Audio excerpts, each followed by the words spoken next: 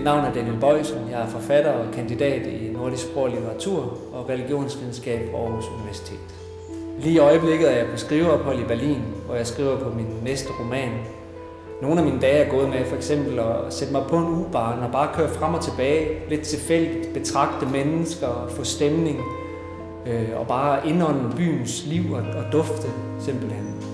Andre dage er for eksempel gået med at gå ture uden at have planlagt dem, og så lige pludselig se noget så stort som muren eller Brandenburger Tor. Det er blandt andet noget af det giver, når man tager ud. Og det er noget af det, jeg kan tage med tilbage, den her fornyede energi, både i forhold til min egen litteratur og til projektet Litterær Lounge. Der eksisterer allerede mange forskellige litterære foreninger i Aarhus.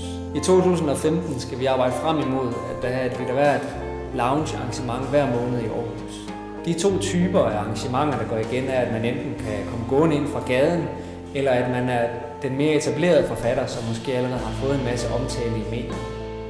Det litterære lounge gerne vil, det er ligesom at befinde sig imellem de to typer. Vi vil gerne være et udtryk for vækstladets forfattere og musikere i uformelle rammer.